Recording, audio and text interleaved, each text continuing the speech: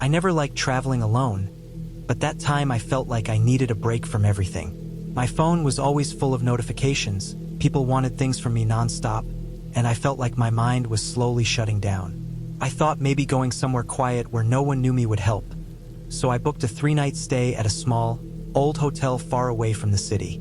It wasn't a big fancy hotel, just a tall, narrow brick building on a road with almost nothing around it. The photos online made it look old but decent. The price was cheap, and I didn't care too much about comfort. All I wanted was silence, sleep, and distance.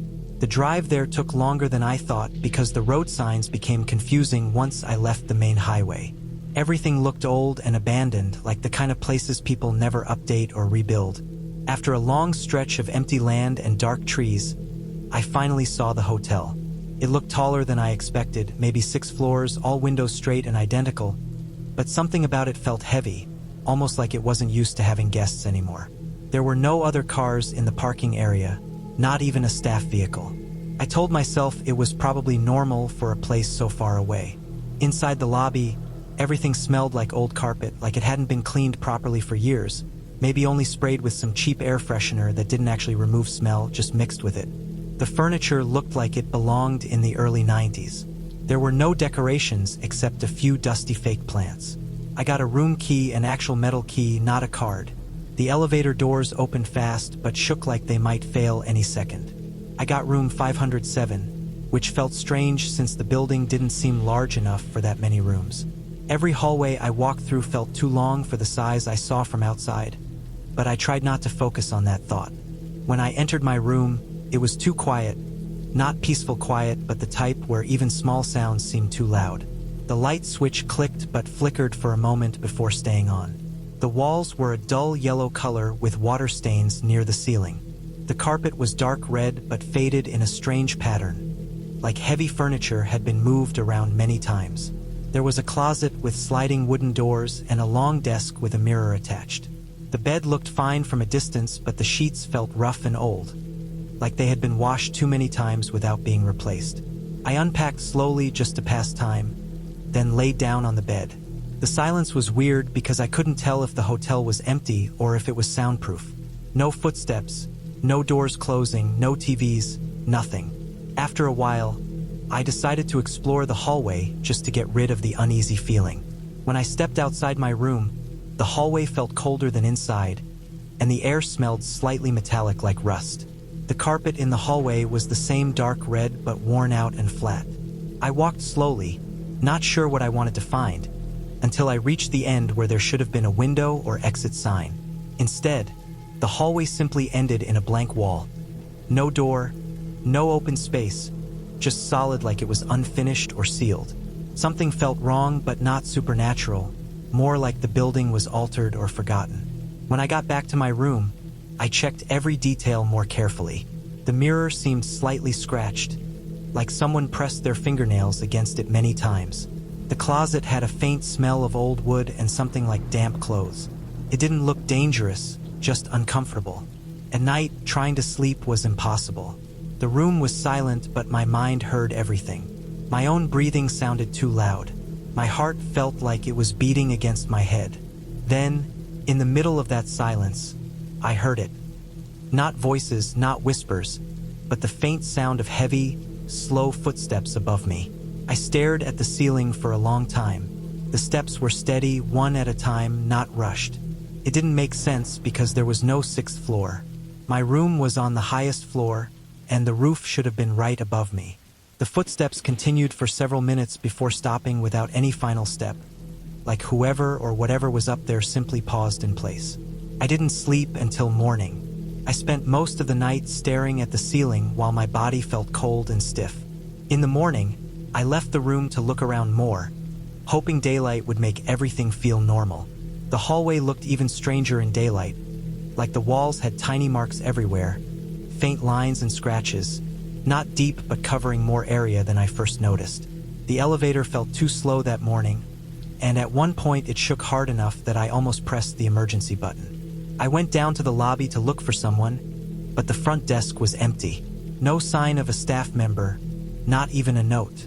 The lights were on, but the lobby felt abandoned. like someone turned them on hours earlier and never returned.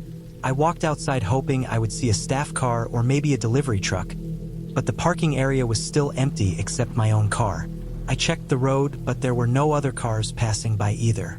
It looked like the hotel was just quietly existing in the middle of nowhere, with no real activity. I thought about leaving right then, but something inside me felt blocked, like I didn't want to run just because I was uncomfortable. I convinced myself that maybe the hotel was just understaffed or managed remotely. When I went back to the room, I noticed something different. The closet doors were slightly open. I was sure I closed them fully before going downstairs. Nothing inside seemed touched, but the door position made my chest tighten. I pushed it shut harder this time. The second night was worse. Everything felt heavier, as if the air itself had weight. I tried reading on my phone, but the screen felt too bright against the dim room, and eventually my phone battery dropped low. I decided to try sleeping early, but just like before, I couldn't. Hours passed with no exact sense of time, and then I heard the footsteps again. Same pace, same weight, same location, right above me where no floor should exist. This time, I felt like they lasted longer, and then suddenly I also heard something else. Not footsteps, not breathing, just the quiet but clear sound of something dragging slowly across a surface, almost like fabric or something heavy being pulled. My skin felt cold instantly. I pulled the blanket over myself even though I knew it wouldn't protect me from anything. I stared at the ceiling again for a long time. My eyes burned from staying open, but I refused to close them. When the dragging sound stopped, I noticed something even more disturbing. I couldn't hear the usual building noises anymore. Not a single crack, not the hum of air conditioning, not even outdoor wind. The silence felt unnatural but still realistic, like being deep underground where sound cannot travel. Morning could not come fast enough. When light finally entered the room through the curtains, I made my decision. I was going to leave no matter what excuse I needed. I packed fast, not even folding anything properly. Before taking my bag out, I checked the closet one more time out of simple fear that maybe something had changed. I slowly slid the door open and froze. Inside the closet, on the inside wall, I saw fresh scratch marks that were not there before. The lines were deeper, uneven, and looked like they were made by something that wasn't using a tool, like natural scratches from hands or nails, except the marks were too long and too messy. My stomach tightened and I instantly stopped looking. I left the room quickly without turning back. The hallway felt even colder than yesterday, and halfway down I noticed something that made my whole body react with a kind of panic I had never felt before. The carpet near the elevator looked slightly torn, and under the tear there was a dark stain that looked like old dried brownish red. Not bright, not fresh, but enough to make my mind connect ideas I didn't want. I forced myself not to stare too long. When I reached the lobby, it was still empty. No staff appeared, no other guests stepped out, nothing moved anywhere. I didn't try to ask anyone anything. I walked straight out the door, got into my car, locked it, and drove away faster than I should have.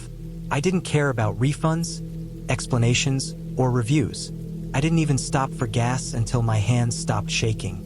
I still don't know what happened in that hotel or why it felt like someone was living above me when there was no floor. I don't know who made those marks inside the closet or why the building felt like it was holding something inside it. All I know is that the place looked normal enough to exist, old enough to ignore, and isolated enough that whatever happened there might never be shared by many people. I learned something from that trip. Isolation isn't always peaceful, silence isn't always relaxing, and not every quiet place is safe just because it has walls and a bed. Some buildings stay empty for a reason, and sometimes the only smart choice is to leave before curiosity turns into something you can't run from. I never want to travel alone again, and I will never stay in a place that feels too silent, no matter how cheap or peaceful it seems. The world has enough real danger without needing ghosts or fantasy, and sometimes the scariest things are the ones that have no explanation but leave marks that prove they were real. I don't know why I decided to take that trip alone. Maybe I wanted to escape my routine or prove to myself that I could handle silence and isolation. Life felt like it was moving too fast, and I thought a few nights away from my normal environment would help me reset. I searched for cheap hotels online and found one in a quiet town that I had never heard of. The The pictures looked plain but acceptable. Nothing fancy, nothing modern, just an old building with simple rooms. The price was so low that it almost felt like a mistake. But I booked it anyway because I didn't care about comfort. I just wanted to disappear for a few days and not think about anything. The drive took longer than it should have. The roads became narrow, and the streetlights slowly vanished until eventually there were none at all. For a long stretch, I drove in almost complete darkness with only my headlights and the quiet engine sound. It felt strange because I expected at least a gas station or some stores along the way, but there was nothing except long roads surrounded by trees and empty land. When I finally saw the hotel, it appeared suddenly from the darkness like it was waiting for me. It looked old, tall, and slightly tilted as if the foundation had shifted over time. The outside walls were covered in stains that looked like water damage or dirt that had never been cleaned. The sign lights were off, but I recognized it from the picture and assumed they just didn't maintain the outside very well. Only one dim light was on near the entrance, flickering like it was close to dying. The parking lot had no other cars. Mine was completely alone in an open silent area. As soon as I stepped out, the air felt colder than normal night air, and the place had this strange quiet that didn't feel peaceful, more like it was separated from the rest of the world. I carried my bag inside and checked in quickly. Everything inside felt heavy and old.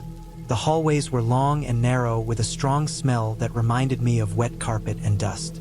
The wallpaper was peeling in several places and parts of the ceiling looked like they had water stains. There were many rooms, but no sound or activity, like the entire building was empty except for me. The elevator was small and old. When it moved, it shook slightly and made a low humming noise that felt too loud in the silence. I got a room on the 4th floor. When I stepped out of the elevator, the hallway was even darker than the lobby. Only a few ceiling lights worked. The carpet had weird marks as if something heavy had been dragged across it. My room was near the end of the hallway. The key was not electronic. It was an old metal key with scratches on it.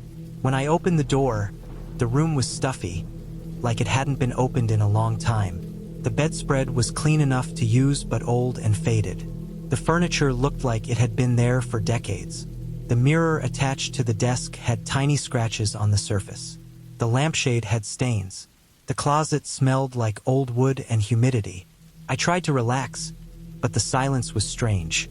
Normally hotels have noises like footsteps, voices in other rooms, doors opening and closing, TVs, or at least plumbing noises. But in that place, there was nothing.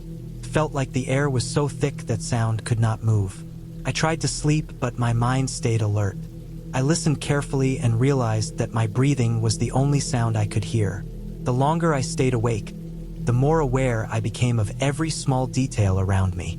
The walls looked slightly uneven, the floor felt slightly slanted, and even the temperature seemed inconsistent.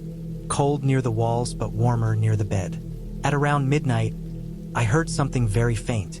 It wasn't a voice or whisper, more like a soft repetitive tapping sound. Not loud, but loud enough that I couldn't ignore it. It sounded like it was coming from somewhere behind the wall or maybe above the ceiling. I stared at the ceiling for several minutes. The tapping was slow, evenly spaced, like someone lightly tapping with 2 fingers. I tried to rationalize it, maybe pipes, maybe the building settling, but it didn't match any normal building noise I had heard before. Then it stopped suddenly, not slowly fading, just a hard stop. I didn't sleep much that night. When morning came, I walked around the hotel because I wanted to see if there were any other guests. The 4th floor looked abandoned. The windows at the end of the hallway were so dirty that barely any sunlight came through. I decided to explore other floors. The 3rd floor looked exactly the same smell, same long silent hallway, same worn carpet. I walked all the way to the end just to prove it wasn't locked or blocked, but at the end there was no window, no exit door, just a plain wall like the building didn't follow normal design. I checked the 2nd floor, same exact layout, same empty feeling, same silence. The hotel felt like a repeating loop, like each floor was a copy of the one above. I didn't see a single staff member or guest anywhere. Not in the lobby, not in the hallways, not through any door gaps, not even through a window. The only sign of human presence was the room key they gave me, but even that key felt too old, like it belonged to another time period. I thought about leaving then because it didn't feel like a place where normal business happened. But part of me stayed because I wanted to know more instead of escaping out of fear. I never liked leaving things unexplained. That night was worse than the first. The room felt colder even though the heater was on. The air felt heavier, like it was harder to breathe. I laid in bed and tried to stay calm, but soon the tapping started again. Only this time it was louder and more frequent. It sounded like it was moving from one section of the wall to another, almost like it traveled. I didn't move. I just watched the walls and ceiling with full concentration. When the tapping stopped, there was sudden silence again, but it wasn't normal silence. It felt like something was waiting. I turned toward the closet because I felt something was different. The closet door was slightly open, not wide, but enough that the darkness inside looked deeper. I was sure I closed it. I stared at it for a long time and my heartbeat became louder inside my ears. I slowly got up and pushed it shut again firmly, then sat back on the bed, not even bothering to get under the blanket. I felt scared in a logical way, not because I thought something supernatural was in there, but because everything about the place suggested hidden human presence, like there were parts of the building that were not meant to be seen. I didn't sleep at all. As soon as morning light appeared, I packed my things as quickly as I could. When I opened the closet to check if I left anything inside, my stomach dropped. On the inner side of the closet wall, there were fresh scratches that looked like they were made recently. They were not neat lines, they were uneven and deep, like something or someone used force. The wood around the marks looked newer than the rest of the closet surface, meaning the scratches were not old. I stepped back and felt my whole back tighten. I left the room and hurried to the elevator, but when I reached it, the elevator doors were slightly open with no light inside, which made it look unsafe to use. I decided to take the stairs even though I didn't know where they led. The stairwell was dirty, cold, and dim, with concrete steps and no windows. As I walked down fast, I noticed the ground floor door had no handle on my side. It looked like it was meant to stay shut. I had to push hard with my shoulder multiple times until it opened. That confirmed that the hotel was not designed or maintained for normal guests. I walked straight out of the building, not looking back. My bag was shaking in my hand because I was walking so fast. When I got to my car, the parking lot felt colder than when I arrived. I didn't even check my phone or look for anyone. I just got in, locked the doors, and drove away. I kept checking my mirrors because the feeling of being watched did not stop until I reached the highway where other cars began appearing. When I finally returned home, I deleted the booking confirmation, the photos, and everything related to that place. I didn't tell anyone because I didn't want people to say I was imagining things or exaggerating. I wasn't scared because of ghosts or anything unreal. I was scared because something about that hotel felt hidden, unsafe, and abandoned in a way that suggested it could contain real danger. I still think there were parts of that building the public never saw, maybe old storage rooms, locked maintenance areas, or empty floors that were never documented. That experience taught me something real. Silence can be a warning, not a comfort. A cheap price can sometimes mean you are not paying for safety. A building can look normal from the outside but contain things you are never supposed to find. Since that trip, I will never stay in a quiet, isolated hotel again, and I will never ignore the feeling when something inside me says leave. Real fear doesn't need ghosts. Real fear is knowing you were somewhere you were never meant to be, and feeling lucky you walked out while you still could. I don't know why I chose that hotel, and even now I can't find a good reason that makes sense. I wasn't traveling for work or to see someone I cared about. I wasn't running from anything dramatic or emotional. I just felt tired one morning of doing the same daily routine, and I opened a travel app and booked the cheapest hotel room I could find that wasn't too far to drive to. The hotel wasn't in a big city or a tourist location. It was in a small, quiet rural town I had never heard of, surrounded by empty fields and roads that barely showed up on digital maps.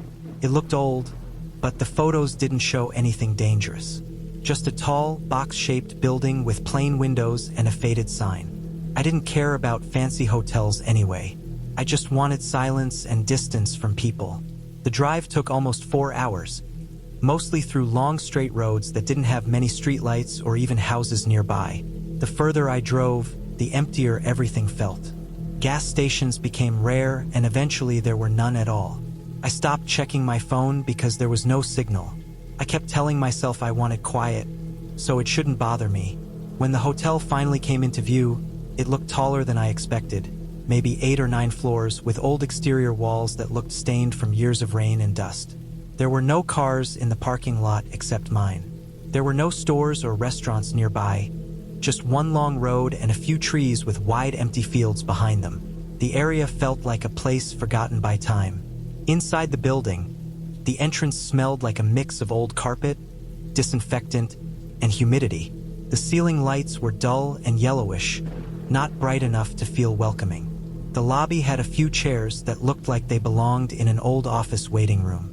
There were no decorations on the walls except one crooked picture frame with a faded nature photo.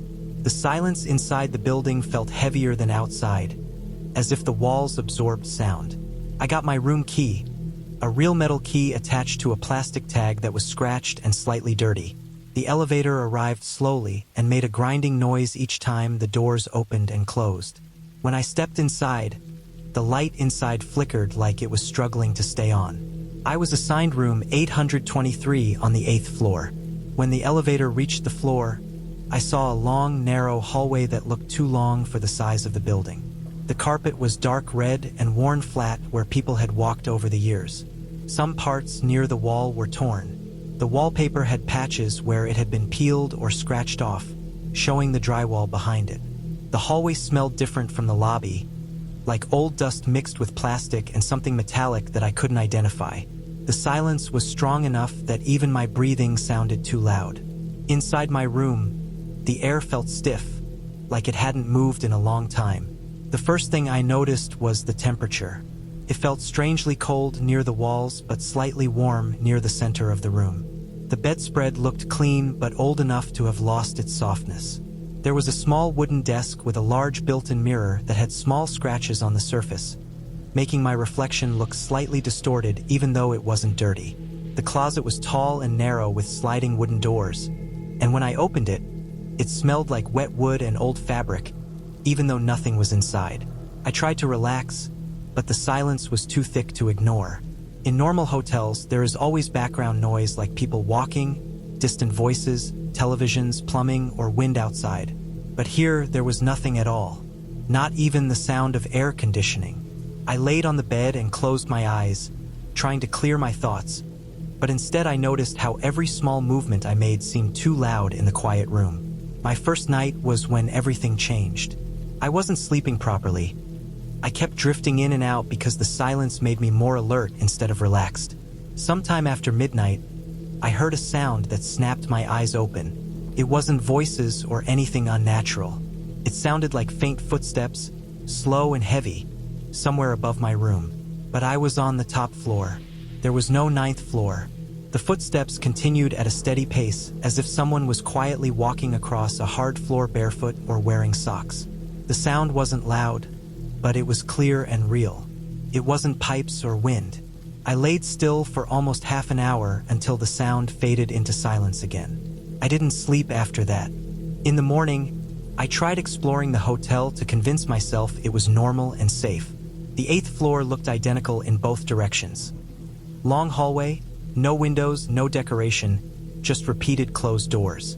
I checked the 7th floor, and it looked exactly the same, like someone copied the layout without caring about design. I walked all the way down to the 1st floor using the stairs because I didn't trust the elevator. The stairwell was dim, with cement walls and a smell like old storage rooms. When I reached the lobby, there was still no sign of guests or workers anywhere. The silence inside the building felt unnatural not because of ghosts or spirits, but because a functioning hotel should not feel abandoned while still operating. I walked outside for fresh air. My car was still the only vehicle in the lot. I checked around the building, but the back area looked worse than the front. There were loading doors that seemed unused for years, some of them rusted shut. There were no staff entrances, no smoking areas, no generator sounds, no trash bins, nothing that suggested normal, everyday hotel life. I went back inside and returned to my room, trying not to think too much. That second night was the worst experience I ever had. I tried to sleep early, telling myself that exhaustion would help, But after hours of laying there, sleepless again, the footsteps returned. This time they were louder and slower, like whoever or whatever was above me was standing still for long periods between steps. Then I heard another sound, a slow dragging sound like something heavy being pulled across the floor. It lasted maybe 30 seconds, then stopped.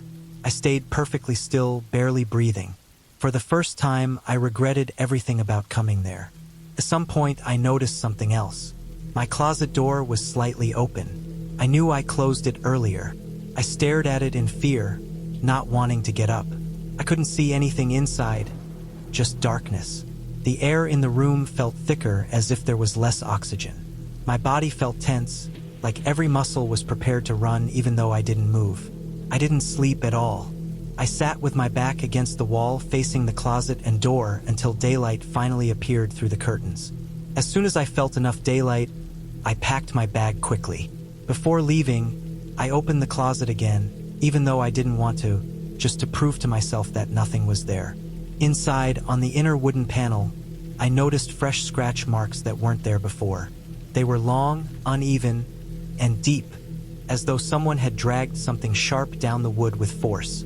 The edges of the scratches were lighter in color, like they had been made recently, not years ago. I felt sick, like my stomach dropped into my legs.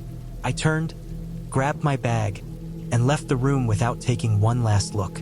The hallway felt even colder when I walked through it, and halfway down I noticed something new. A small dried spot on the carpet that looked brownish red, like it had been cleaned poorly or rubbed in until it faded. I didn't want to think about it, so I kept walking. When I reached the lobby, there was still nobody there. Not one person, not even a sound, not even a chair moved, nothing at all that showed signs of life. I walked straight outside, got into my car, locked the doors, and started driving without looking back. I didn't even put in GPS. I just drove until I found signs of other people again. When I finally reached home that evening, I didn't tell anyone about it. I didn't review the hotel or ask questions or try to research it. I decided that whatever happened in that building was real enough that my instincts reacted, and instincts are part of survival, not imagination. Nothing that happened there required ghosts or monsters. A building with no staff, unexplained upper floor noises, fresh scratches inside a closet, stains on a hallway carpet, and total silence in a place meant for travelers was enough to prove something dangerous was hidden, something real and human. I learned something important from that experience. Not every cheap place is simply old and poorly managed. Some places stay cheap because people don't stay long enough to ask why. Silence can be a warning, not comfort. A locked or empty building can hide danger even if nothing supernatural is involved. I will never stay in a remote hotel again, and I will listen to my instincts the moment something feels wrong. Real fear doesn't need monsters or ghosts. Real fear is discovering that you were inside a building meant for something other than people like you, and walking out might have been the only lucky thing that kept you alive.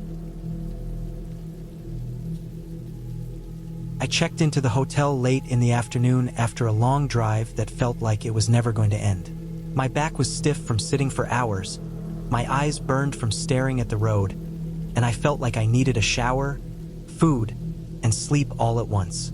I did not plan to stay in that town, but I was too tired to drive any farther.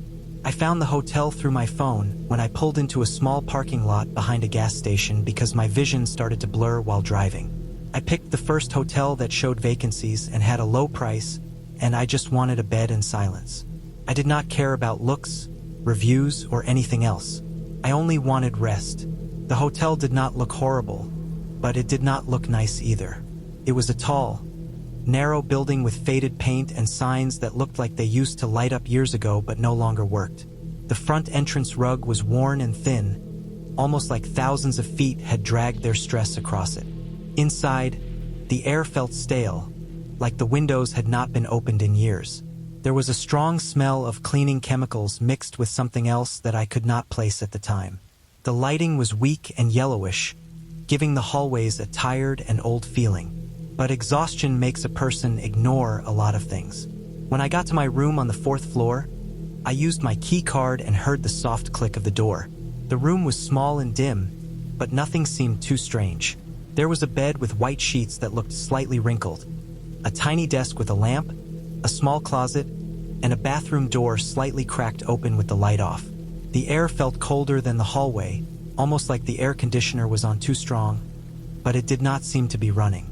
The silence in the room felt very heavy, like thick air that stayed on my skin. I set my bag near the wall, kicked off my shoes, and sat on the edge of the bed. The mattress felt thin and uneven, but I didn't care. I closed my eyes for a few seconds, then stood up and decided to take a shower before resting. Inside the bathroom, the mirror was foggy even though no hot water had been running. The sink had small scratches around the edges, and the drain had dark marks like old rust. The shower curtain looked old, stiff, and slightly discolored at the bottom. When I turned on the water, it made a loud, shaking sound like pipes were struggling to work. It took a long time for warm water to come out, and when it did, it had a faint metallic smell. I showered quickly, trying to ignore everything my mind was picking apart. After the shower, I dried off and noticed something strange. My fresh towel had a small grayish mark on it that was not there when I took it from the rack. It looked like someone had touched it with dirty fingers.